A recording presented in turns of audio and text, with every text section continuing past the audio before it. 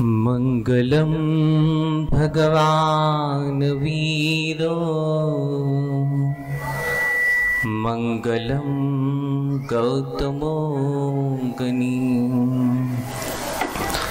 मंगलम कुंद कुंदात्यो जैन धर्मोस्तु मंगलम सर्वमंगल मांगल्यम सर्वकल्याणकारकम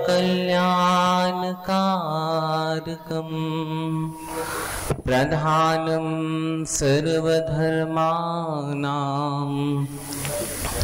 जैनम जयतु शासनम स्याही समुद्र भरयो लिपि सर्वभाषा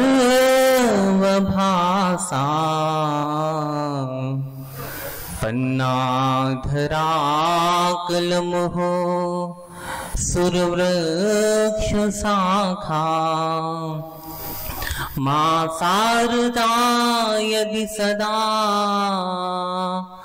लिखती रहेगी तो भी कभी न उपकार चुका सकेगी।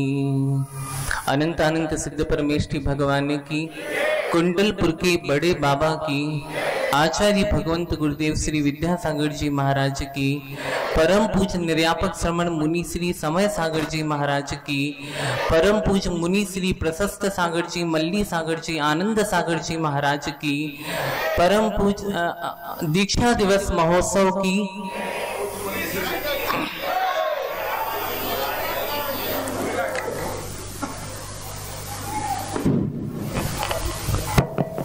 जिस आत्मदृष्टा से दर्शन मिला, जिस मंत्र दृष्टा से मंत्र मिला, जिनने पद दिया, पथ दिया और साथ में पाथे ही दिया, जिनके कोमल कर पल्लवों में पल्लवित पुष्पित हुआ हूँ, ऐसे पूज्य आचार्य गुरुदेव विद्यासागर जी महाराज के चरणों में मैं प्रणाम निवेदित करता हूँ, जिन्होंने मुझ जैसे पद्दलित को अपनी प्रज्ञा की छैनी से तराश कर सुडोल शंकर का रूप दिया है, जो हमारे शिक्षा गुरुवरी हैं। ऐसे पूज्य मुनि श्री समय सागर जी महाराज के चरणों में भी कोटि सा प्रणाम करता हूँ। कहाँ है किसी की बर्बादी के किस्से सुनाने यहाँ कौन आता है? कहाँ है किसी के बर्बादी के किस्से सुनाने यहाँ कौन आता है? व्यर्थ के आंसू बहाने यहाँ कौन आता है? कुछ तो करिश्मा होगा गुरुदेव के आशीर्वाद का, कुछ तो करिश्मा होगा गुरुदेव के आशीर्वाद का, वरना व्यर्थ में यहाँ सिर झुकाने कौन आता है? वरना यहाँ व्यर्थ में सिर झुकाने यहाँ कौन आता है? आज दीक्षा दिवस का यह पावन पुनीत अवसर है। आज त्योहार जैसा मालूम पड़ रहा है। दीक्षा दिवस का यह पावन पुनीत अवसर, जहां अपने गुरुदेव के प्रति आस्था और श्रद्धा को समर्पण करने का दिवस है। आज तो गुरु उपकार दिवस है। संसार में अनेक प्रकार के संबंध होते हैं, लेकिन गुरु शिष्य का संबंध तो श्रद्धा और श्रद्धेय का संबंध होता है। गुरुदेव से जो संबंध होता है वो श्रद्धा और श्रद्धेय का संबंध होता है। सागर खारा होता है, सागर खारा है, पर आचार्य भगवंत की कृपा और उनके सानिध्य को पाकर वह मीठा हो गया। यह आचार्य भगवंत का प्रभाव है कि आज यह सागर भी महासागर के रूप में आज आप सबके बीच में दिखाई पड़ रहा है। एक प्रेरक प्रसंग के माध्यम से मैं अपनी बात आप सबके बीच में रखूंगा। एक हाथी होता है और वह एक पतली सी रस्सी से एक पेड़ से बंधा होता है। सामने से एक व्यक्ति गुजरता है, उसके मन में विचार आते हैं कि यार ये तो इतना सुडौल और इतना ताकतवर बलशाली हाथी है, पर एक पतली सी रस्सी से बना हुआ है, आखिर कारण क्या हो सकता है। तो इधर उधर नजर घुमाता है तो उसके थोड़े समीप में एक महावत बैठा होता है। तो वो महावत से पूछता है कि क्यों भाई, ये तो इतना बलशाली होकर भी एक पतली रस्सी से बना हुआ है, आखिर कारण क्या है। तो वो कहता है भैया बचपन से ही वो इसी रस्सी से बना हुआ है, क्योंकि उसने बहुत पुरुषार्थ किया, बहुत मेहनत की, पर वो इस रस्सी को तोड़ नहीं सका। ये बात होती है। फिर वो व्यक्ति हाथी के पास पहुंचता है और हाथी से कहता है कि क्यों हाथी, तू तो इतना बलशाली है, बहुत ताकतवर है, फिर भी तू इस पतली सी रस्सी से बना हुआ है। अरे तोड़ दे इस पतली सी रस्सी को और तू स्वतंत्र हो जा। बार बार कहने के बाद वो हाथी उस रस्सी को छोड़ के भाग जाता है, वो स्वतंत्र हो जाता है। उसी प्रकार हम भी राग द्वेष रूपी रस्सी से बंधे हुए हैं। राग द्वेष नेत्र कर्षण कर्मणा, राग द्वेष रूपी रस्सी से हम बंधे हुए हैं। और हमें भी चाहिए कि जिस प्रकार वो हाथी है वो अपनी रस्सी को तोड़ के भाग के वो स्वतंत्र हो जाता है, उसी प्रकार हमें भी इस राग द्वेष रूपी रस्सी को तोड़कर हमें भी स्वतंत्र होना है। तब जाके हम अपने जीवन को सार्थक बना पाएंगे, तब जाकर हम अपने जीवन को उन्नत बना पाएंगे। आचार्य भगवंत ने मुझे पंच परमेष्टि का पद दिया, साथ में पद के रूप में मोक्ष मार्ग दिया, जो सम्यक दर्शन ज्ञान और चारित्र रूपी यह रत्नत्रय मार्ग रूपी यह पथ है। और साथ में पाथेय के रूप में परम पूज्य निर्यापक श्रमण मुनि श्री समय सागर जी महाराज जी को दिया है, कि जिनके माध्यम से हम अपनी रत्नत्रय की साधना सहज रूप से कर पाए। ऐसे वे साधक जिनकी साधना के बारे में क्या कहा जाए। आज उनका दीक्षा दिवस अपन मनाने जा रहे हैं, जिन्होंने अध्यात्म को अपने जीवन में उतारा नहीं है, अपने जीवन में जिया है, जिनने सिद्धांत और आगम को पढ़ा नहीं है, अपने जीवन में उतारा है। सच में ऐसे निर्भीक निश्चल साधक जिनकी साधना को देख के ऐसा लगता है कि महावीर की मूरत से कम नहीं है, जिनके आचरण में कुंद कुंद दिखाई देते हैं, जिनके आचरण में कुंद कुंद दिखाई देते हैं, जिनके विचारों में समन्वय दिखाई देते हैं, ऐसे पूज बड़े महाराज जी जिनका हम सबको सानिध्य प्राप्त हुआ है। जहां वासनाओं की आंधी चल रही है, वहां संयम का दीप लेके हम सबको प्रकाशित कर रहे हैं। ऐसे पूज बड़े महाराज जी कलौ कालौ कलौ चित्ते देह चन्नादि कीट के चित्त इत्त चित्त चमत्कारा जिन रूपा धरा नया। आचार्य भगवंत ने एक सुंदर सी कारिका में कही है कि यह पंचम काल है, होंडा सर्पणी काल है, चित्त चलायमान होता है और अन्न देह का कीड़ा होता है। उसके बाद भी अगर कोई इस जनेंद्र भगवान के रूप को अगर स्वीकार करता है तो इससे बड़ा इस सृष्टि पर कोई चमत्कार नहीं हो सकता। आचार्य भगवंत को जब देखते हैं तो सच में ऐसा लगता है कि हमने भगवत रूप का दर्शन किया है। लेकिन बड़े महाराज जी को जब देखते हैं तो उनमें आचार्य श्री जी की प्रति छवि दिखाई देती है, और जब उनकी आंखों को देखते हैं तो उनके अंदर करुणा झलकती है, और जब उनके वचनों को सुनते हैं तो सच में ऐसा लगता है जैसे एक माला का मोती जैसे निकलते हैं, वैसे उनके वचन निकलते हैं। और जब उनकी वाणी हम कान से सुनते हैं तो ऐसा लगता है जैसे हम भी मंत्रमुग्ध हो गए हों। और उनकी साधना अजब है, जिन्होंने सारे संघ के साधुओं को शिक्षा अध्ययन कराने का श्रेय उनके पास है। जितने भी मुनि महाराज जी बने हैं, जब संघ में प्रवेश होता था तब बड़े महाराज जी ने उन्हें वैसिक जो तत्वार्थ सूत्र का अध्ययन है और भक्तियों का पाठ है और अन्य और भी अनेक ग्रंथों का अध्ययन कराने का वह सब कार्य अभी तक जितने भी मुनि महाराज जी हुए हैं, ये सारा का सारा श्रेय पूज्य बड़े महाराज जी को जाता है। बेटा माँ से पूछता है, बेटा माँ से पूछता है कि माँ गुरु किसे कहते हैं? तो माँ कहती है जो अंधकार से प्रकाश की ओर ले जाता है वो गुरु होता है। जो बदलित पाषाण को अपनी प्रज्ञा की छेनी से तराश के जो मूर्ति और भगवत रूप प्रदान करता है वो गुरु होता है।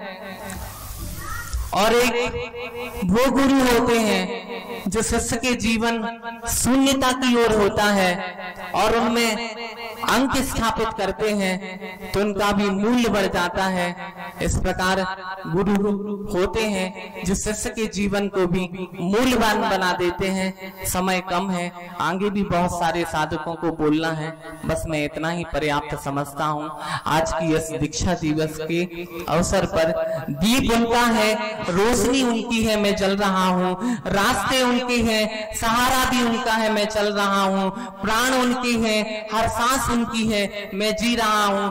जो कुछ भी है मेरे पास दौलत, बस वो सब बड़े महाराज की बदौलत है। बस मैं इतनी ही बात रख के अपनी वाणी को विराम दूंगा। बोली संत शिरोमणि आचार्य भगवंत गुरुदेव श्री विद्यासागर जी महाराज की, सागर नगर के गौरव पूज्य मुनि श्री निश्चिंत सागर जी महाराज की। आज सागर वालों ने पहली बार उनका उद्बोधन सुना है। पहले सुर्खी में हुए हो, बीना भारे में हुए तो अलग बात है, लेकिन हमें तो पहली बार मौका मिला है सुनने का। हम तो चाहेंगे कि पूज्य मुनि श्री रोज सागर वालों को उपदेश दें। ब्रह्मचारिणी संध्या दीदी सूत वालों ने 1 लाख रुपए का चेक, उनकी एक मूर्ति का शेष था, उन्होंने आज जमा किया। वो आए और पूज्य मुनि श्री के चरणों में श्रीफल समर्पित करें। इसके बाद आज पूज्य मुनि समय सागर जी महाराज का 42वां दीक्षा दिवस, 41 वर्ष पूर्ण हुए हैं दीक्षा के। अभी आपने पूज्य मुनि श्री निश्चिंत सागर जी महाराज को सुना। अब मुनि श्री समय सागर जी महाराज के संदर्भ में और संयम के ऊपर से पूज्य मुनि श्री निराकार सागर जी महाराज आप सभी को देशना देंगे। मैं सभी की ओर से उन्हें नमोस्तु निवेदित करते हुए उनसे प्रार्थना करता हूं, हे भगवान हम सभी को पूज्य मुनि श्री समय सागर जी महाराज के बारे में वो सारी बातें बताएं जो हम लोगों को पता नहीं है। नमोस्तु भगवान।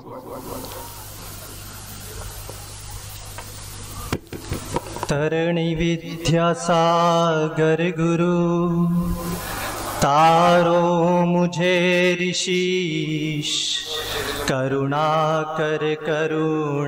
करो, कर से दो आशीष। ज्ञान दिया गुरु आपने, किया अनंत उपकार। प्रथम निर्यापक श्रमण को नमन अनंतो बार। यही प्रार्थना आपसे अनुनय से कर जोड़।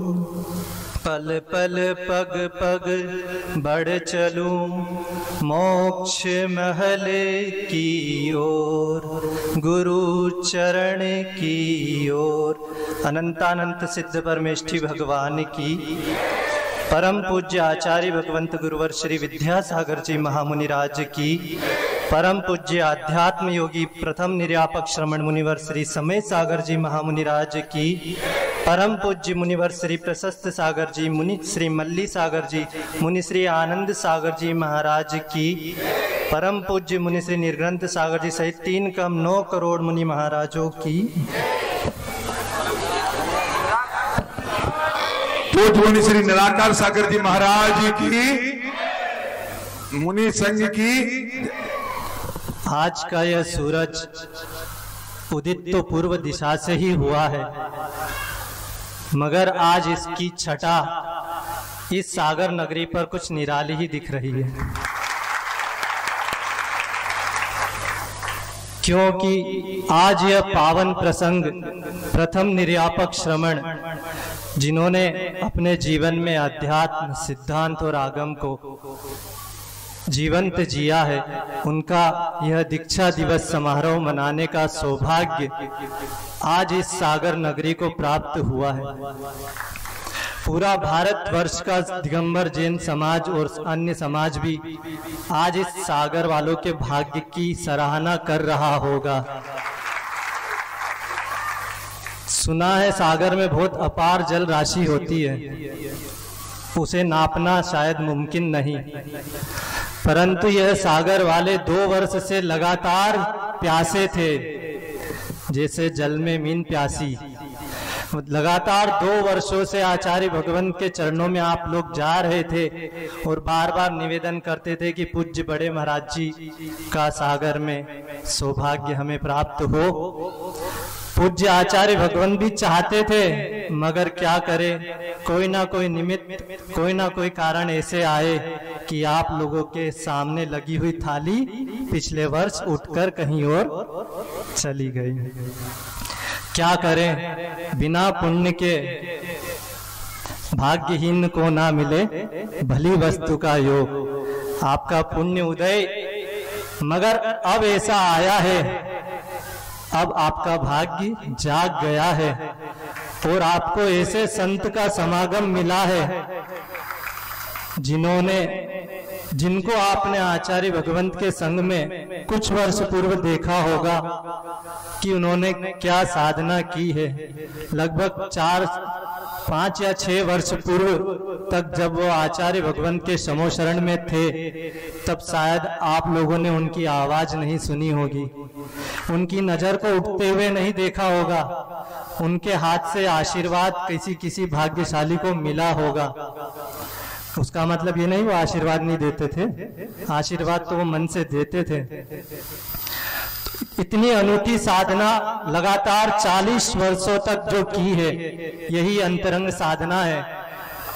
यही आचार्य श्री हम लोगों को और संघ को कहते आए हैं कि इस अंतरंग साधना को ही हमने मजबूत करना है, ताकि हम उसके माध्यम से जो लक्ष्य लेकर आए उसे प्राप्त कर सकें।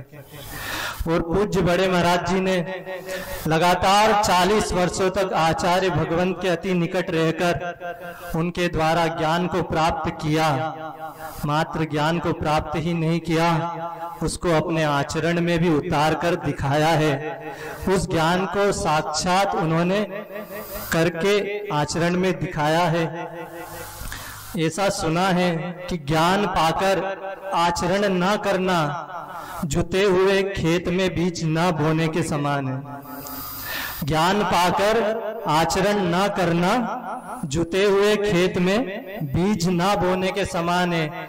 आपने ज्ञान तो प्राप्त कर लिया, खेत को जोत तो दिया, मगर उसमें आचरण रूपी बीज नहीं बोया तो वो कोई काम का नहीं। अब आज का जो पावन प्रसंग दीक्षा का है, उस प्रसंग के बारे में आपके सामने कुछ विषय रखना चाहता हूं। आज का वह पावन दिन द्रोणगिर सिद्ध क्षेत्र पर यह इतिहास आचार्य भगवंत ने रचा। अपने गुरुकुल की नींव आज उन्होंने रखी। उन्होंने जो दादा गुरु से वचन दिया था, उनको जो आचार्य ज्ञान सागर जी महाराज ने एक सूत्र दिया था कि इस संघ को गुरुकुल बनाना, तो उस गुरुकुल की शुरुआत उन्होंने आज ही के दिन सन 1980 में द्रोणगिर सिद्ध क्षेत्र से प्रारंभ की। और ऐसा सुनने में आता है कि प्रथम पंच कल्याणक सन 1976 में आचार्य भगवंत ने सर्वप्रथम द्रोणगिर में ही किया था। तो ये दोनों प्रथा, दोनों कार्य उन्होंने उस सिद्ध क्षेत्र से प्रारंभ किए। मैं आपके सामने सीधे वह संस्मरण रखना चाहता हूं जो दीक्षा दिवस का है, और यह संस्मरण मैंने स्वयं आज जिनकी दीक्षा दिवस है उनके ही श्री मुख से स्वयं सुना है। 2018 ठंडी की बात थी, टीकमगढ़ में पूरा संघ, चारों बड़े महाराज जी थे, हम लोग ब्रह्मचारी अवस्था में थे और 1 जनवरी का दिन था। तो ठंडी का समय था, तो सुबह भक्ति के बाद कमरे में ही बैठे थे, धूप का इंतजार कर रहे थे निहार चर्या के लिए। तो उस समय हमने कुछ चर्चा करते करते, पुरानी चर्चा करते करते ही यह दीक्षा का संस्मरण सुनाने का निवेदन किया और उन्होंने सुनाया और आज सुबह भी सुनाया। उन्होंने आज का दिन तो यह पावन है ही, मगर आज से ज्यादा कल बीता हुआ जो दिन था, जिसे आप रंग पंचमी के नाम से जानते हैं, वह दिन भी कोई कम नहीं था, क्योंकि उसी दिन आचार्य भगवंत के मन में उनके प्रति यह भाव प्रकट हुए थे कि यह कार्य मुझे करना है। इसीलिए उन्होंने उस रंग पंचमी के दिन, रंग भी 5 होते हैं और परावर्तन भी 5 होते हैं। हम लोग अनंत काल से द्रव्य, क्षेत्र, काल, भव और भाव का परावर्तन करते हुए आ रहे हैं और इस संसार में, इस चतुर्गति में, इस 84 लाख योनियों में निरंतर भटकते आ रहे हैं। और उन सब से निकलने का एकमात्र उपाय जो था वह जैनेश्वरी दीक्षा, वह दिगंबरी दीक्षा उन्होंने उस दिन देने का सोचा अपने प्रथम श्रेष्ठ शिष्य को। यह बहुत बड़ा आश्चर्य है, क्योंकि दीक्षा की लाइन जहां से चालू हुई थी वहां उनका पहला नंबर नहीं था। उस समय संघ में उनका 4था या 5वां नंबर होता था, मगर गुरु के मन की, गुरु के ज्ञान की कौन जाने उनकी दूरदृष्टि में क्या आया और उन्होंने उन्हें प्रथम नंबर पर बिठाकर यह जैनेश्वरी दीक्षा दी। तो रंग पंचमी का दिन था, आहारचर्या हुई, सामायिक काल हुआ। सामायिक में सब लोग अपने अपने स्थान पर बैठ गए। आचार्य भगवंत और पूज्य एलक श्री समय सागर जी महाराज, ठंडी का समय था तो कहीं धूप में बैठे हुए थे और जैसे ही सामायिक पूर्ण हुई आचार्य भगवंत शंका के लिए निकले और जैसे ही उस रास्ते से निकले वहां से उनकी नजर पूज्य महाराज जी के ऊपर पड़ी और वह शंका कर कर आए और पुनः उनके पास आकर खड़े हुए। बड़े महाराज जी खड़े हो गए और उन्होंने पूछा, क्यों केसलोच को कितना समय हो गया है? तो बोले अभी तो 2 महीने भी नहीं हुए हैं। तो बोले केसलोच हो जाएगा? बोलते हैं हाँ, जैसी आपकी आज्ञा। क्योंकि बड़े महाराज जी ने तो शुरू से ही जैसी आपकी आज्ञा, जो आप कहोगे वो मैं करने को तैयार हूँ। कभी कोई तर्क नहीं किया, कोई प्रश्न नहीं उठाया, कुछ नहीं, जैसा आप कहते हो वैसा वैसा मुझे करना है। और उन्होंने बस इतना कहा तो ठीक है, कल कर लेना। इतना कहकर आचार्य भगवंत अपने स्थान पर चले गए और पूज्य बड़े महाराज जी एलक श्री समय सागर जी महाराज जी अपने कार्य में लग गए। और रात्रि देखो उनकी कितनी निराकुलता। उनको यह बात जब आचार्य श्री ने बोली तो उन्होंने ये नहीं सोचा कि मैं सबसे पूछ लूं कि तुम्हें भी बताया है क्या, तुम्हें भी कहा है क्या। संघ में और एलक महाराज जी थे और भी संगस्थ साधु थे, मगर उन्होंने किसी से कुछ नहीं पूछा ना बताया, अपना कार्य करते रहे। यह निराकुलता ही उनको मोक्ष मार्ग के लिए आगे बढ़ाती है और उनके मोक्ष मार्गी होने का प्रमाण देती है। वह अपने कार्य में लग गए। रात्रि हो गई, सुबह उठकर ही उन्होंने अपना पूरा कार्यक्रम, अपनी सामायिक प्रतिक्रमण आदि क्रिया और वही द्रोणगिर में सुपार्श्वनाथ भगवान की वेदी के मध्य जहां वो रात्रि विश्राम करते थे सामने, वहीं बैठकर उन्होंने रात्रि में ही अपने केसलोच, सुबह सुबह अपने केसलोच प्रारंभ कर दिए और केसलोच समाप्त करके जैसे ही बाहर आते हैं तो आचार्य भगवंत एक तख्त पर बैठे हैं और अन्य संघ के साधु भी एलक महाराज और चुल्लक महाराज बैठे हैं। और समय सागर जी महाराज जी केसलोच करके आके उनके पास जहाँ एलक महाराज बैठे थे वहां बैठ गए। तो आचार्य महाराज उनको पास में बुलाकर बोलते हैं यहाँ बैठ जाओ।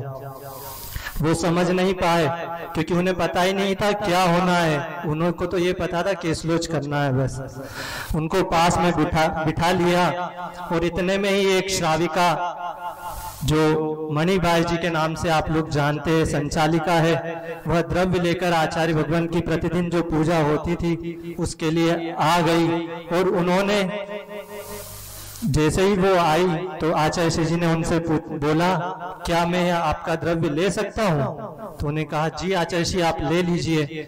और बस उसी द्रव्य से उन्होंने पूज्य बड़े महाराज जी के दीक्षा संस्कार करके हम सब के लिए बड़ा उपकार किया और अपने गुरुकुल का शुभारंभ कर दिया। आज हम सब उसी गुरुकुल की शाखाएं हैं। वह नींव इतनी मजबूत डली है कि हम सब उस पर सुरक्षित खड़े हैं। यह संस्मरण मैंने आपके सामने रखा। एक संस्मरण और आपके सामने छोटा सा है। अब अपने शब्दों को, इन शब्दों में अपने भावों को नहीं बांध पाऊंगा क्योंकि समय भी कम है और भाव बहुत सारे हैं।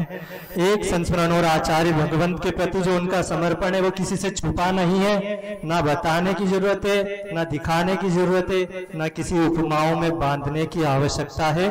फिर भी आपके सामने रख रहा हूं कि शिष्य हो तो ऐसा हो जैसे महावीर ने गौतम गणधर को अपना गुरु बनाया था, जैसे महावीर को गौतम गणधर ने अपना गुरु बनाया था, वैसे ही भावना, वैसी ही आस्था, वैसी ही श्रद्धा पूज्य बड़े महाराज जी की आचार्य भगवंत के अंदर है। प्रथम हमारी दीक्षा होने के पश्चात प्रथम चातुर्मास कुंडलपुर सिद्ध क्षेत्र में बड़े बाबा के आशीर्वाद तले उनकी छत्र छाया में पूर्ण किया।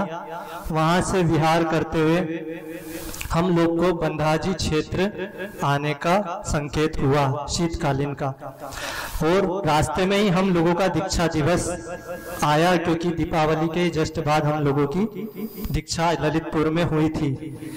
तो वहां से विहार करते हुए हम मुनिश्री जी की द्रोणगिर दीक्षा स्थली की वंदना करते हुए उस निषद्धिका की वंदना करते हुए 3 दिन द्रोणगिर में रुके और वहां से बंधा जी की ओर विहार किया। रास्ते में ही हम लोगों का दीक्षा दिवस पड़ा। दीक्षा दिवस के एक शाम पहले हम दरगुआ क्षेत्र शांतिनाथ भगवान का था, वहां पर पहुंचे, रात्रि विश्राम किया। सुबह दीक्षा दिवस था, सब लोग इकट्ठा हुए। प्रातः आचार्य भक्ति के लिए सभी पूरा संघ इकट्ठा हुआ। हम लोगों ने आचार्य भक्ति की, आचार्य भगवंत का गुणगान किया और फिर पूज्य बड़े महाराज जी से निवेदन किया कि आज हमारा प्रथम दीक्षा दिवस है और साक्षात गुरुजी तो हमारे पास है नहीं, हम आपको, आपकी परिक्रमा करके, आपकी वंदना करके हमें यह लाभ प्राप्त हो, हम सबकी यही भावना है। हम सब नए महाराज जी लोगों ने निवेदन किया वो शांत रहे। उनका एक ही स्वभाव है, अगर उनको कुछ वो कार्य नहीं करना है तो ओम शांति कहकर उस बात को टाल देते थे। तो फिर जब उन्होंने ओम शांति बोला तो पूज्य प्रसाद सागर जी महाराज जी, मल्ली सागर जी, आनंद सागर जी महाराज जी ने भी निवेदन किया कि गुरुजी से बहुत जल्दी ही अलग हो गए। 17-18 दिन में ही आचार्य जी ने दीक्षा दिए बाद हम लोगों को अलग कर दिया। उन लोगों का उत्साह बढ़ जाएगा, आप उन्हें यह अवसर प्रदान करें। वो जो भक्ति करना चाहते, परिक्रमा आदि लगाना चाहते, आप उन्हें लगाने दीजिए। तो उनके मुख से एक शब्द निकला जो उनका आचार्य भगवान के प्रति समर्पण को दर्शाता है और उन्होंने एक ही शब्द कहा कि हमेशा हमें गुरु का गौरव बना के रखना है। वो जानते हैं कि गुरु क्या है, उन्हें पता है गुरु क्या चीज है और उन्होंने यही शब्द कहा कि हमें हमेशा गुरु का गौरव बना के रखना है। जो कार्य गुरु का है वह गुरु का है और जो कार्य शिष्य का है वह शिष्य का है। अब हम उनके इस लघुता की, इस महानता की क्या व्याख्या करें। वह सब कुछ करते हैं फिर भी हमेशा यही कहते हैं कि सब गुरुदेव कर रहे हैं, मैं कुछ नहीं कर रहा, वो मुझे भी चला रहे हैं और तुम लोगों को भी चला रहे हैं। जबकि निर्यापक वो हमारी दीक्षा के बाद ही बने हैं भैया, पिताजी तो हमारे ही बने हैं, मगर फिर भी वह कहते हैं कि वही सबको चला रहे हैं, वही सबको दे रहे हैं, मैं तो मात्र एक निमित्त हूँ। जैसे आचार्य भगवंत ज्ञान सागर जी महाराज के लिए कहते हैं, वैसे ही पूज्य बड़े महाराज जी हमेशा आचार्य भगवंत के लिए कहते हैं। अब शब्द तो मैं अब और ज़्यादा कुछ नहीं कहना चाहता, पूज्य बड़े महाराज जी को भी सुनना है, इसीलिए यही अपने भावों को विराम देता हूँ। अहिंसा परमो धर्म की। आचार्य भगवंत गुरुवर विद्यासागर जी महाराज की। पूज्य मुनि श्री निराकार सागर जी महाराज की। महाराज जी ने एक बहुत अच्छी बात कही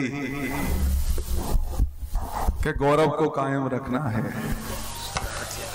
आचार्य भगवान ने सागर को एक ऐसी चीज तोहफे में दी है और समय सीमा 2023 दी है कि सामने जो सर्वतोभद्र जिनालय बनना है उसका निर्माण 2023 तक हो जाए। हम सागर वाले उनके आदेश का पालन अक्षरशः करेंगे, ऐसी भावना हम सबकी है। अब मैं पूज्य मुनि श्री निर्भान सागर जी महाराज जी के चरणों में आप सभी की ओर से नमोस्तु निवेदन करते हुए निवेदन करता हूं, हे भगवान आप अपनी वाणी से हम सभी को कृतार्थ करें। नमोस्तु भगवान, नमोस्तु भगवान, नमोस्तु भगवान। वंदितु सब सिद्धे धुव मचल मड़ो भवम गरिम पत्ते बोक्षामि समय पाहुड़ मिड़मो सुध केवली भड़िदम। आचार्य कुंद कुंद भगवान की प्रातः स्मरणी संत शिरोमणि आचार्य भगवंत गुरुवर श्री विद्यासागर जी महाराज की, परम पूज्य निर्यापक श्रवण मुनि श्री समय सागर जी महाराज की, पूज्य मुनिवर श्री प्रशस्त सागर जी, मल्ली सागर जी, आनंद सागर जी महाराज की आज की दीक्षा महामहोत्सव की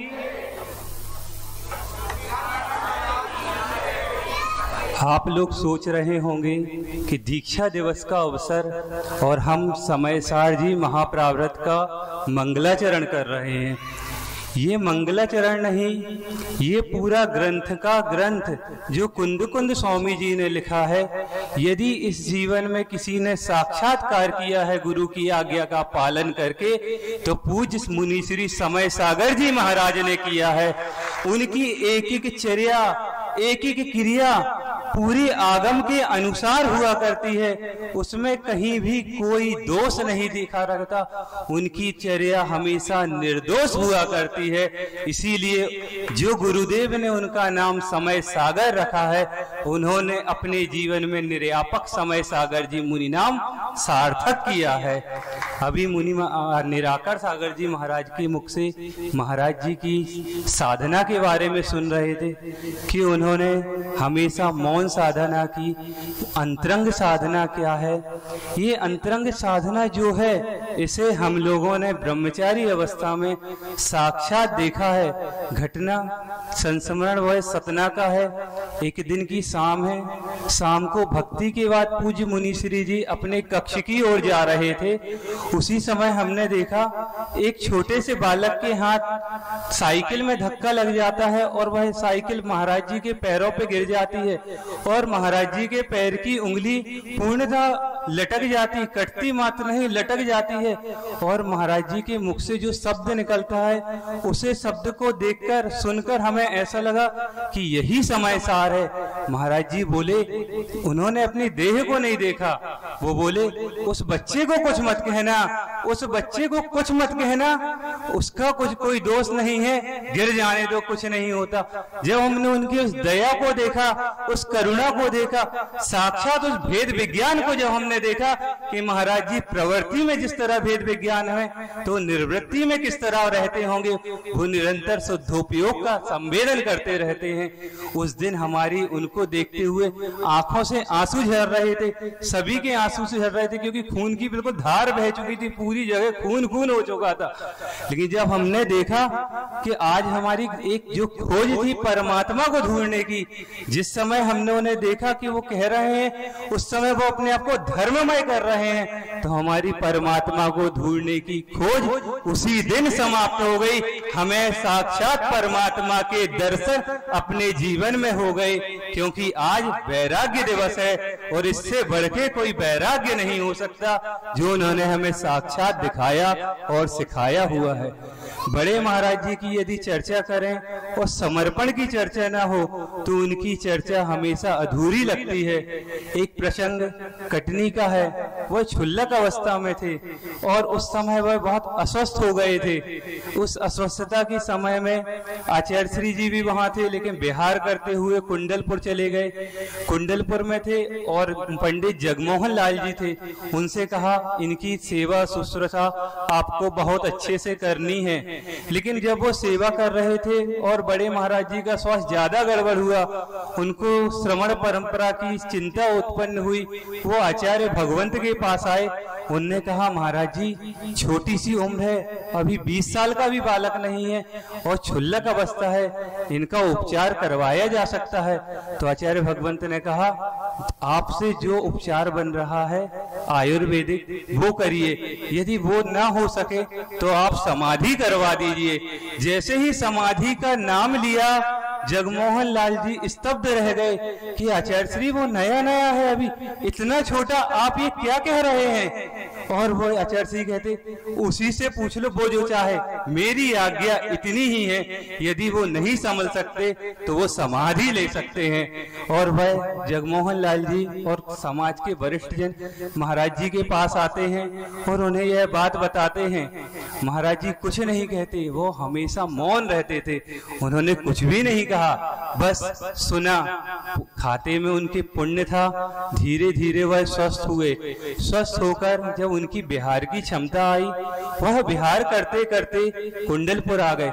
कुंडलपुर आ गए तो भी उन्होंने गुरुजी से एक प्रश्न भी नहीं किया, एक शब्द भी नहीं किया, बस आ गए, रह गए। उनकी दृष्टि में ऐसा था जैसे मिट्टी हुआ करती है, मिट्टी अपने आप को अपने कुंभकार को समर्पण कर देती है और वह मौन रहती है। वो कभी बोलती नहीं है, कभी कोई प्रश्न नहीं करती, क्योंकि वह जानती है कि इस मिट्टी को यदि कुंभकार के रूप में कोई ढाल सकता है तो गुरुदेव ही डाल सकते।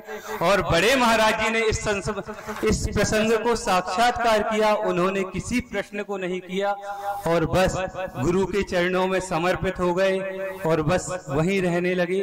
और कभी आज तक भी नहीं पूछा कि यदि हमारी समाधि हो जाती तो क्या होता, कभी कुछ नहीं हुआ।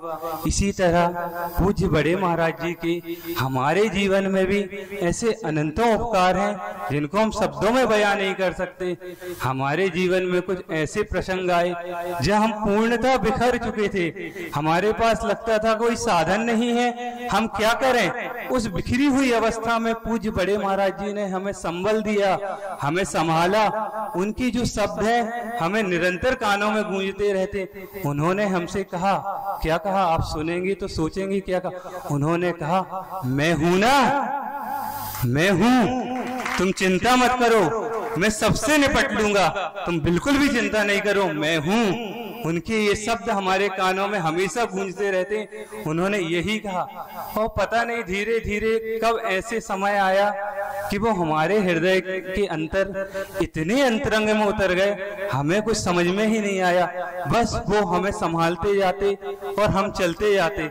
हमें नहीं पता कब वो किस तरह इतने अंतरंग में उतरे कि मैं चल रहा हूँ। पहले तो कुछ समय तक हम उनसे कुछ पूछते थे, जानते थे, समझते थे, लेकिन धीरे धीरे उन्होंने हमें ऐसा ढाला कि उनकी अब हम जो साधना को देखते हैं तो हमें उनसे कुछ पूछने की जरूरत नहीं पड़ती। हम मात्र अपनी आंख बंद कर लेते तो हमें हमेशा एहसास हो जाता कि वो ये कह रहे हैं कि तुम ऐसा करो और ऐसे चलते जाओ, यही हमारे लिए गुरु की आज्ञा है और इस आज्ञा का तुम पालन करो, जिससे हमारे द्वारा भी हमारी गुरु की आज्ञा का निर्दोष पालन हो जाए। और गुरुदेव बस वही करते जाते हैं और बड़े महाराज जी हमसे कहते बस ये करते जाओ। हम हमेशा मौन रहते हैं, हमें बोलना भी नहीं आता। आज जो आपके समझ बोल रहे हैं इसका यदि कोई प्रेरणा स्रोत है तो पूज्य बड़े महाराज जी हैं। कल की ही एक बात आपके समक्ष रख रहे हैं। पूज्य प्रसाद सागर महाराज जी ने हमसे कहा कि कल बोलना है, तो हमने कुछ नहीं कहा, हमने शांत रहे। फिर महाराज जी से हमने कहा हम थोड़ी सी भगवान के दर्शन कराते हैं, फिर हम आपको उत्तर देंगे कि महाराज जी हमें बोलना कि नहीं बोलना। हम मंदिर आए, दर्शन किए, लेकिन हम उतने में संतुष्टि नहीं हुई। जब तक हम अपने भगवान के दर्शन न कर लें, जब तक हम कोई उत्तर नहीं दे सकते थे। लेकिन कल पूज्य मल्ली सागर जी महाराज जी का थोड़ा स्वास्थ्य अस्वस्थ होने के कारण चारों महाराज जी एक कमरे में बैठे हुए थे, हम इंतजार कर रहे थे। पूज्य बड़े महाराज जी 7:30 बजे निकले। जब वो कमरे से निकले तो हमने मात्र उनके चरण छुए और कहा कुछ भी नहीं, और उन्होंने भी कुछ भी नहीं कहा, लेकिन हमारे हृदय में एक ऐसा ऊर्जा का संचार हुआ कि जैसे वो कह रहे हैं, जाओ आज हाँ कर दो, हमेशा मौन रहते हो, आज जाके हाँ करो और बोलो कि हाँ हम बोलेंगे। हमारे पास तो शक्ति नहीं थी, लेकिन आज जो आपको अभिव्यक्ति दिख रही है वो पूज्य बड़े महाराज जी ही की है। हमारे अंदर कोई शक्ति नहीं, हम तो मात्र अपनी भक्ति करते रहते हैं कि हमारे द्वारा जिस तरह पूज्य बड़े महाराज जी ने गुरुदेव की अक्षरशः आज्ञा का पालन करके अपना कल्याण किया, हम भी अपने जीवन में उन जैसे तो कभी नहीं, लेकिन मात्र उनके चरणों की एक धूल का कण बन जाए तो हमें ये विश्वास हो जाएगा कि हम भी इस संसार सागर से तर जाएंगे। आपके लिए हो सकता है कि पूज्य बड़े महाराज जी इंसान हो या श्री समय सागर जी हो, लेकिन हमारे जीवन में वो हमारे भगवान हैं। हम ये भी नहीं कह सकते कि वो भगवान जैसे हैं, हमारे लिए तो साक्षात भगवान है, क्योंकि हम जो भी हैं उसमें गुरु जी के अलावा यदि किसी का कोई महत्वपूर्ण योगदान है तो पूज्य बड़े महाराज जी का ही योगदान है। इसीलिए हम उनका ऋण मोक्ष तक पहुंचकर भी नहीं चुका सकते। अहिंसा परमो धर्म की जय। प्रातः स्मरणी संत शिरोमणि आचार्य भगवंत गुरुवर श्री विद्यासागर जी महाराज की, पूज्य निर्यापक श्रमण मुनि श्री समय सागर जी महाराज की जय। पूज्य मुनि श्री निर्वाण सागर जी महाराज की। देखो महाराज जी ने बीच में अभी क्या आचार्य भगवान ने गुरुकुल बना दिया। शुरुआत हुई थी 41 वर्ष पूर्व, हम बता देंगे। 1 मिनट महाराज जी। और आज दीक्षा दिवस है और बुंदेलखंड का यह शहर आज तक वो अवसर नहीं पा पाया है कि इस नगर के लोगों के बीच में भी आचार्य भगवान भैया जी लोगों को दीक्षा दें। आज ऐसी भावना हम सब मिलकर के भाएं कि जो यहाँ पर भैया जी बैठे हुए हैं, 7 भैया जी, इस सागर शहर में भी उनकी दीक्षा हो। ऐसे दीक्षा दिवस पर जोरदार तालियां बजाएं। और मैं तुम अपना नंबर पहले लिखवाओ। पूज्य मुनि श्री प्रसाद सागर जी महाराज के श्री चरणों में निवेदन करता हूं कि हे भगवान, आप अपनी वाणी से हम सभी को कृतार्थ करें। नमोस्तु भगवान, नमोस्तु भगवान, नमोस्तु भगवान।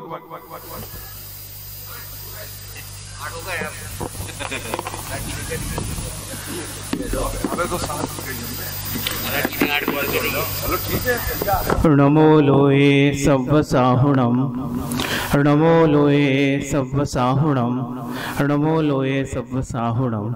अहिंसा परमो धर्म की, परम आराध्य आचार्य गुरुवर श्री कुंत कुंद भगवान की, परम आराध्य परम उपकारी संत शिरोमणि आचार्य गुरुवर श्री विद्यासागर जी महामुनि राज की, प्रथम निर्यापक श्रवण मुनि श्री समय सागर जी महामुनि राज की, आज के दीक्षा दिवस महा महोत्सव की, आज के आनंद की, पूज्य मुनि श्री प्रसाद सागर जी महाराज की, मुनि संघ की।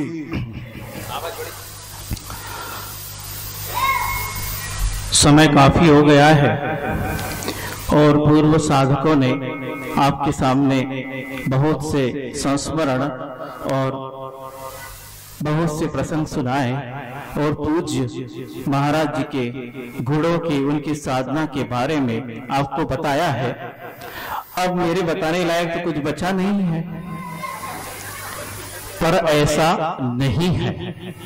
यद्यपि उन्होंने जो बताया है ये सब मेरी भावना है, मेरे ही उद्गार है, और मैं जो बोलना चाहता था वो सारे के सारे उद्गार उन्होंने पहले ही बोल दिए हैं। लेकिन जब स्तुति की बात आती है और हमें किसी आराध्य की स्तुति करना होती है तो आचार्य समंत भद्र स्वामी कहते हैं कि गुणोस्तोकम सदुल्लंघ्य तद बहुत कथा स्तुति आनंत्याते गुणा वक्तु मसत्यास्तु सा कथम, कि भगवान जब स्तुति की बात आती है और किसी में बहुत अल्प गुण होते हैं तो उन्हें बड़ा चढ़ाकर उनका कथन करना स्तुति कहलाता है। लेकिन भगवान जब आप में अनंत गुण है और अनंत से बड़ा इस संसार में कुछ नहीं होता है तो फिर आपके गुणों की स्तुति मैं कैसे कर पाऊंगा। इसी प्रकार कई प्रसंग आपने सुने हैं, लेकिन जो अनंत गुणों के भंडार हैं उनके एक गुण पर एक एक प्रसंग बनता है। इस प्रकार जिनके जीवन में अनंत प्रसंग है इसलिए इन्होंने कह दिया तो सब कुछ हो गया, इसलिए ऐसा नहीं, प्रसंग तो भी अनंत है। इसीलिए कहते ना हरि अनंत, क्या सुना है ना भजन, हरि अनंत हरि कथा अनंता, अर्थात हरि अर्थात भगवान जो होते हैं वे अनंत गुणों के धारी होते हैं, लेकिन एक एक गुण का भी गुण अनंत होता है, उनकी कथाएं अनंत होती हैं, इसलिए उनमें अनंतानंत गुण हो जाते हैं। तो इस प्रकार हमारे पूज्य बड़े महाराज जी हैं और एक संचालक महोदय, और जब व्यक्ति को बाद में बोलने को मिले तो उसके पास मैटर बहुत हो जाता है लेकिन समय कम हो जाता है। अब वो अपने भाव को कैसे बांधेगा, बंधु ये बांधना भी पड़ेगा क्योंकि समय की सीमा है। तो संचालक महोदय कह रहे थे कि महाराज जी हमने अभी तक जो नहीं जाना है उस प्रकार के प्रसंग आप सुनाइए, हम उन्हीं से प्रश्न को पूछते हैं, आपने आखिर जाना क्या है। कहां गए? जो नहीं जाना तो मैं पूछता आपने आखिर जाना क्या है। जब व्यक्ति पूछता है आकाश से कि हे आकाश तुम इतने बड़े कैसे हो गए, आकाश उत्तर देता है थोड़ा सा परिश्रम करना है, मैं जितना बड़ा ऊपर उठ गया हूं तुम ऊपर उतने आकर प्रश्न तो पूछो। क्या आकाश से व्यक्ति पूछता है तुम इतने विशाल और इतने ऊंचे कैसे उठ गए, आकाश यही उत्तर देता है कि ये प्रश्न तुम नीचे खड़े होकर मत पूछो, थोड़ा ऊपर मैं जहां तक हूं आकर पहुंच कर देखो, प्रश्न सारे खत्म हो जाएंगे। आकाश इतना कैसे बड़ा बना तुम्हें समझ में आ जाएगा। जब व्यक्ति हवा से पूछा तुम इतनी तेज गति से कैसे बह लेती हो, हवा इतनी कहती है कि जैसे मैं निर्द्वंद हूं उतना बहकर तो देखो, तुम्हें पता चल जाएगा मैं कितनी तेज गति से कैसे बह पाती हूं। जब पानी से पूछा तुम इतना बहाव से कैसे बह लेते हो, कितने पत्थर और कितने बांधों ने तुम्हें रोका फिर भी तुम बहते जाते हो, पानी कहता है जितना सरल में बहता हूं उतना बहकर देख तो लो, फिर तुम्हें कोई बाधा नहीं रोक सकती। ये मैं क्यों कह रहा हूं, क्योंकि उनने प्रश्न पूछा है जो नहीं जाना। क्या यह जाना है आपके जीवन में या आपने कि सरलता क्या होती है, निर्बंधता क्या होती है, निर्बंध व्यक्ति क्या होता है, और आकाश से विशाल और उन्नत हृदय वाला क्या होता है। इसी प्रकार के गुण हमारे पूज्य महाराज जी में हैं, वे आकाश से भी बड़े विशाल और उन्नत और उदार हृदय वाले। इतनी विशालता इतनी उत्कृष्टता उनके जीवन में है जिसे आपको महाराज जी ने भी बताया, सब कुछ करते फिर भी क्या करते हैं, आचार्य महाराज का यह काम है और वस्तु तो है क्योंकि वहां से आशीर्वाद है, लेकिन जो क्रियाएं होती हैं उसको भी हम कर रहे हैं, ऐसा न मानकर केवल आशीर्वाद नहीं वही कर रहे हैं। यह जीवन में जो श्वास आ जा रही है यह भी उनकी कृपा है। इस प्रकार जो गुरु की कृपा पर अपना जीवन बिताते हैं उनके समर्पण का उल्लेख करना शब्दों में सार्थक नहीं हो सकता है। तो इस प्रकार आकाश से भी विशाल है जिनका हृदय स्थल है, और जिनका उन्नत चारित्र है और ऐसे विचार है, उस व्यक्ति के बारे में समझना, उस व्यक्ति के बारे में बोलना हमारे लिए भी कठिन है, तो समझना तो आपके लिए और कठिन हो जाएगा। जबकि हम 20-25 साल से उनके चरणों में रह रहे हैं और प्रतिदिन जब उनको देखते हैं तो एक एक नए गुण की शुरुआत और एक नई नई कहानी समझ में आती है, तो ऐसा लगता है उनको समझना बड़ा मुश्किल है, क्योंकि ऐसे साधक इतनी गहराई में होते हैं। वस्तुतः डुबकी लगाने वाला चाहिए, जब समुद्र में ऐसे ऐसे मोती छुपे होते हैं, उसको पाना हर किसी की बात नहीं है। कई गोताखोर जाते तो हैं और तल तक चले जाते हैं, लेकिन फिर भी मोती नहीं प्राप्त कर पाते हैं, क्योंकि वो मोती को प्राप्त करने के उद्देश्य गए हैं, इसलिए नहीं कर पाते हैं। इसी प्रकार ऐसे श्रवण होते हैं जिनमें सागर की गहराई से भी ज्यादा गहराई उनके चारित्र में और उनके विचारों में होती है। जब जल जैसा निर्मल व्यक्तित्व वो इस प्रकार बहता है, जल उसकी सरलता आप देखिए, कभी भी वह अपने लक्ष्य से पलटा नहीं है। मैंने पहले भी प्रवचनों में कहा था कि नदी बहती है, कौन सी नदी ऐसी है कि बहती बहती वापस पलट जाए, या पहाड़ों को देखकर या बांधों को देखकर, नहीं भैया अब आगे नहीं जा पाएंगे, हमारी शक्ति नहीं है। किसी नदी को देखा है, इसलिए नहीं पलटती है, क्योंकि उसमें सरलता और रिजिता है।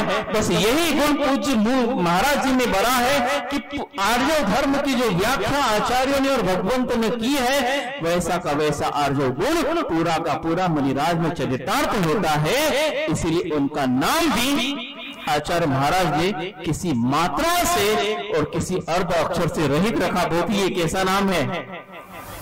कोई मात्रा है?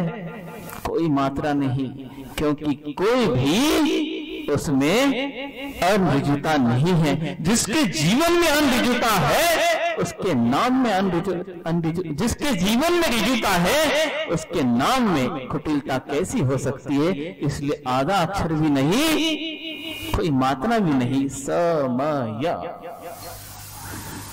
जो हमारी आत्मा का प्रतीक है, जो हमारे काल का प्रतीक है, जो हमारे आगम का प्रतीक है।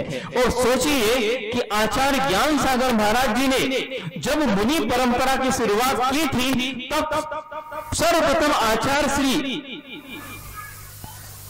ब्रह्मचारी विद्याधर को दीक्षा दी। तब मुनि ने चुनकर केवल एक को ही दीक्षा दी। उस वक्त दीक्षा की मांग करने वाले बहुत थे, लेकिन उन्होंने शुरुआत की तो first impression is last impression. इसलिए प्रथम शिष्य की शुरुआत की आचार्य ज्ञान सागर महाराज जी ने तो केवल एक व्यक्ति को दीक्षा देकर उस शिष्य परंपरा की शुरुआत की। और जब आचार्य विद्यासागर महाराज जी को भी अपनी मुनि शिष्य परंपरा का शुरुआत करनी थी, तब भी केवल उन्होंने सारे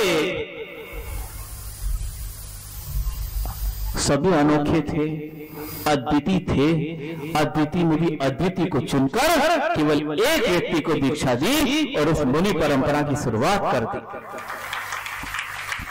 उस वक्त एक युग का प्रारंभ हुआ था जब ज्ञान सागर महाराज जी ने विद्याधर को दीक्षा देकर मुनि विद्यासागर बनाया। एक नए युग का शुभारंभ हुआ था। और जब आज के दिन, आज से लगभग 41 वर्ष पूर्व द्रोणागिरी क्षेत्र में जब आचार्य विद्यासागर महाराज जी ने मुनि परंपरा का प्रारंभ करके मुनिराज ऐलक श्री समय सागर जी को दीक्षा दी, तब उस वक्त एक नए युग का प्रारंभ हुआ था। और आज के साथ आपके पास चरितार्थ है कि आज आचार्य महाराज का संघ सबसे बड़ा माना जाता था।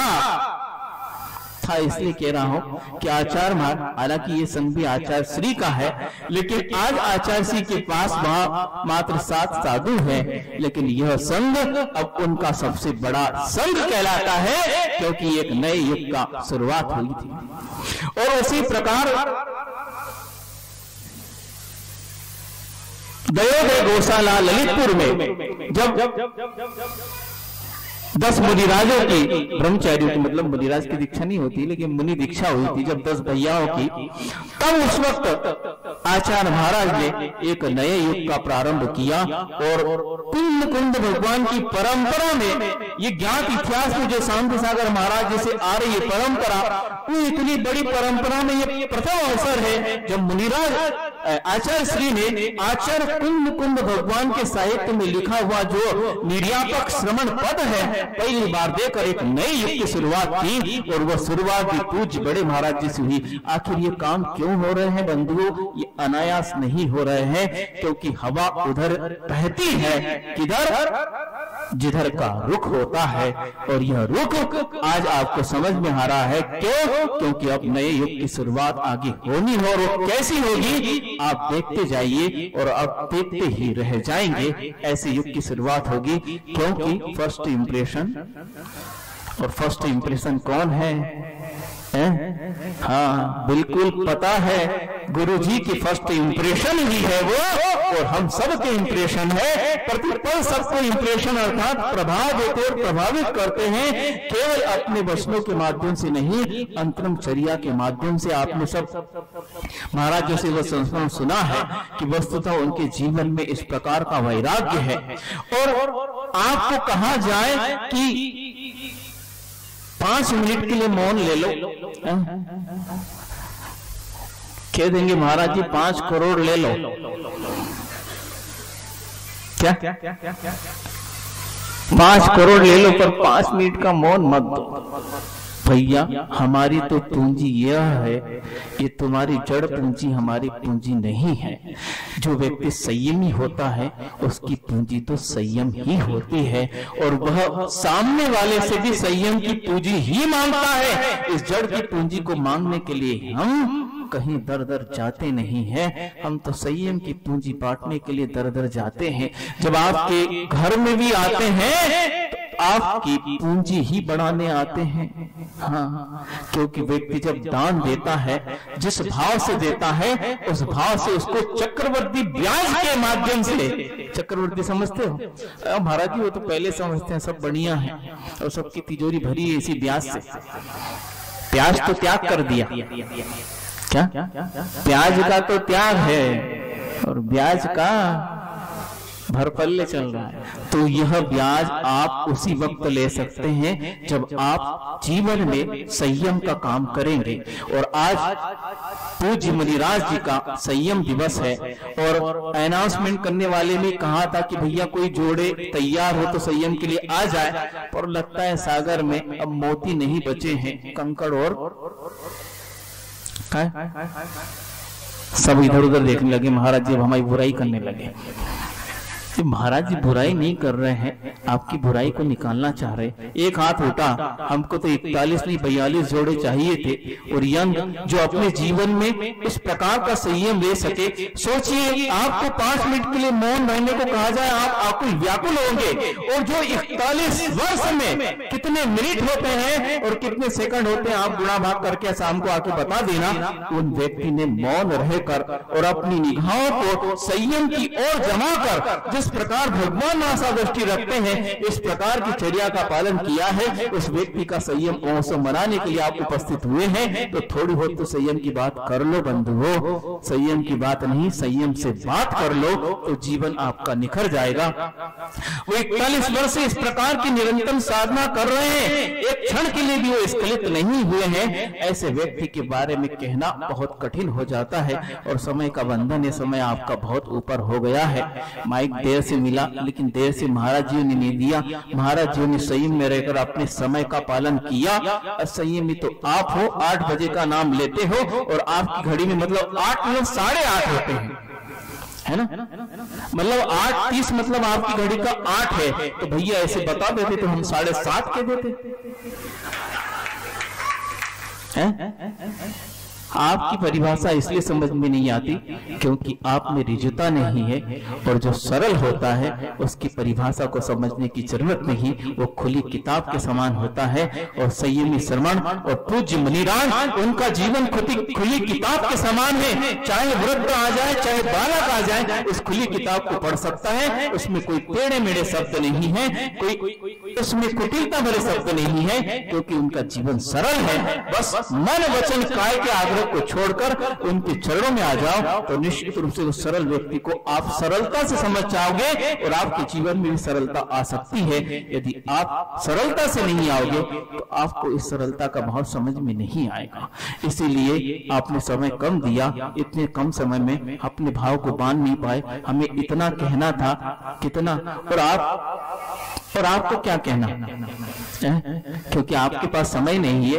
दीक्षा दिवस तो हम प्रति समय मनाते हैं, क्योंकि उनके गुणों का स्मरण करना तब होता है जब वे परोक्ष हो, और जब गुण के धनी हमारे प्रत्यक्ष है तो उनको देख देख कर हम प्रति समय प्रतिपल उनका दीक्षा दिवस मनाते हैं और अपने आप को धन्य महसूस करते हैं कि गुरु ने कृपा भी की तो छप्पर फाड़ के की। मैंने अपने जीवन में एक बात पहले भी कही थी, आज भी कह देता हूं, उसको कह के समाप्त करता हूं। व्यक्ति के जीवन में कई मोड़ आते हैं, जब वो अपने जीवन में इन मोड़ों को आकर भटक भी सकता है और सुधर भी सकता है। और सुधरना बहुत कम होता है और भटकना बहुत ज्यादा होता है, परसेंटेज बहुत कम है। 99% व्यक्ति जो है मोड़ों पर आकर भटक जाते हैं और 1% व्यक्ति ही सुधर पाते हैं। उस 1% में मैं भी हूं कि जब आयु के उस मोड़ पर था, जब मुझे अवसर ऐसा मिला था कि मैं भटक सकता था, युवा अवस्था की दहलीज पर कदम रखा था, और उसी वक्त उस नगर में जहां था आरिका पूर्णवती माता जी आई और उस मोड़ को उन्होंने ऐसा मोड़ा कि भटकने का अवसर था, लेकिन भटकन समाप्त कर दी और मेरे जीवन में वैराग्य भाव भर दिए और मुझे टर्न कर दिया और भेजा आचार्य महाराज के चरण में। वहां जाकर भी व्रत लेने के बाद भी कई फितूरी मन में आ सकती है, क्योंकि कई लोग आते हैं कुछ बात बता सकते थे और बताते भी थे। कई लोगों ने आके कहा इस प्रकार इतनी कम उम्र में, बहुत कम उम्र में व्रत हो गया था और कुछ देखा ही नहीं था, कदम नहीं रखा था और गाड़ी अपनी घूम गई। तो उस वक्त कई लोग ने कई बातें कही, क्या जल्दी है, अभी उम्र के इतनी कम, बसंत देखे हैं, थोड़ा ज्ञान प्राप्त कर लो, अध्ययन कर लो। उस वक्त तुम भटक सकते थे, लेकिन उस मोड़ पर पूज्य आचार्य परमेष्ठी मिले और उस मोड़ पर मेरी भटकन को समाप्त करके एक ऐसी दिशा दी उन्होंने और मुझे भी कम उम्र में इस प्रकार का संयम का उपहार दिया और मेरी दिशा को एकदम नियंत्रित कर दिया। और जब पालन करते करते अब थोड़ी सी उम्र ढलने लगी, अब उस उम्र में भी अब आचार्य महाराज तो अपनी और उम्र के आगे पड़ाव पर है। अब उन्होंने सोचा सबको व्यवस्थित करना है और कहां कहां करना ये सब सोच रहे थे। तब भी मेरे जीवन में इस प्रकार का मधुर प्रसंग आया कि मुझे इस युग के श्रेष्ठ साधक के चरणों में रखकर मेरे जीवन को पूरा पल्लवित कर दिया। ये गुरु की कृपा है। ये जीवन में 3 मोड़ है और 3 व्यक्ति है, एक तरफ माता जी और आचार्य महाराज जी, और उसके बाद अब पूज्य बड़े महाराज जी मेरे जीवन के ये 3 स्तंभ है, जिन्होंने मुझे और मेरे जीवन को और मेरे संयम को टिका रखा है और मुझे आज तक पल्लवित करते आ रहे हैं। और पूज्य बड़े महाराज जी कृपा बचपन से है। जब संघ में आया था और आकर जब अध्ययन का क्रम चालू हुआ तो पूज्य गुरुदेव ने मुझे बड़े महाराज जी के चरणों में उनको बुलाया और कहा कि यह छोटा सा बालक है, कम उम्र है, आया है, अब इसको आपको ही पल्लवित और परस्पर करना है। इसका जीवन एकदम मृदु है और जो मृदु माटी पर योग्य और श्रेष्ठ कुंभकार का हाथ पड़ता है तो मृदु माटी अपने जीवन में कलश का रूप प्राप्त कर सकती है। यदि मान लो योग्य और श्रेष्ठ कुंभकार नहीं हुआ तो माटी केवल पद दलिता बनकर रह सकती और रह जाती है। लेकिन मैं पद दलिता तो था, लेकिन आचार्य महाराज ने स्वयं भी उस माटी को स्वीकार किया और पूज्य बड़े महाराज जी के हाथों में देकर आज देखिए वो कलश आपके सामने बैठा है।